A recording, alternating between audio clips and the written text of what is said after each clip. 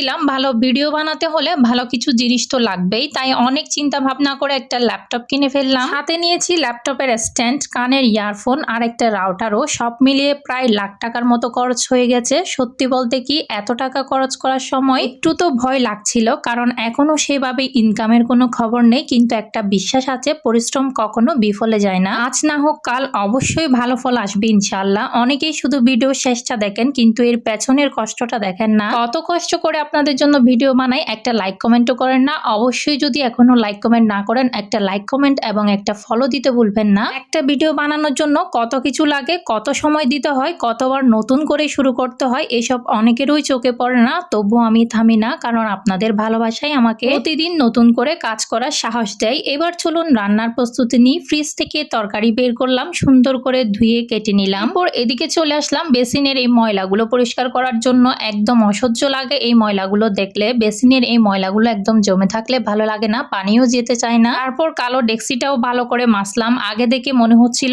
অনেক পুরনো, কিন্তু পরিষ্কার করার পর একদম নতুনের মতো চকচক করছে। এসব করতে সময় লাগে, কিন্তু পরিষ্কার পরিচ্ছন্ন দেখলেই মনটা ভালো হয়ে যায়। সংসারের কাজ আসলে কখনোই শেষ হয় না, একটার পর একটা কোথা থেকে যেন চলে আসে, কিন্তু আমি চেষ্টা করি প্রতিটা কাজ হাসি মুখে করতে, কারণ আমি বিশ্বাস করি ভালোবাসা দিয়ে করা ছোট ছোট কাজগুলো একদিন বড় সুখের কারণ হয়ে দাঁড়ায়। আর একটা কথা বলি, আজ হয়তো লাখ টাকার জিনিস কিনেছি, কিন্তু ইনকাম এখনো তেমন নেই, তবু আমি আশা ছাড়ছি না। আমি জানি নিয়মিত ভালো কন্টেন্ট বানালে একদিন অবশ্যই আল্লাহ পরিশ্রমের প্রতিদান দেবেন। আপনারা যদি এইভাবে আমার পাশে থাকেন, ভিডিও দেখেন, ভালো লাগলে শেয়ার করেন, তাহলে আমার এই পথটা আরো সহজ হয়ে যাবে। আজকের ভিডিওতে আমি অনেক কাজ দেখাচ্ছি আর ভিডিও করছি, আর সেটা আপনাদের সাথে শেয়ার করছি। এটা কিন্তু আমার অনেক বেশি ভালো লাগে। তো মুখ ধোয়ার বেসিনটা অনেকদিন পরিষ্কার করা হয়নি, আজকে হারপিক দিয়ে ভালো মতো ডলে ঘষে একদম ক্লিন করে নিয়েছি। দেখে একদম নতুনের মতো চকচক করছে। এবার চলুন রান্নার প্রস্তুতি নিই। ফ্রিজ থেকে তো প্রথমে তরকারি বের করে কেটে নিয়েছিলাম। এখন সংসারের কাজ তো আর অপেক্ষা করে না, যত কাজই থাকুক পরিবারের জন্য রান্নাটা করতেই হয়। এখন রাইস কুকারে ভাতটা বসিয়ে দিলাম, যাতে সবকিছু সময় মতো হয়ে যায়। কাজের ফাঁকে একটু গাফফলও খেয়ে নিলাম আমি। ছোট ছোট এই মুহূর্তগুলোই দিনটাকে সুন্দর করে তোলে। নিজের যত্ন নেওয়াটাও কিন্তু খুব দরকার। এরপর চলে এসেছি আমি তরকারিগুলো কেটে নেওয়ার জন্য।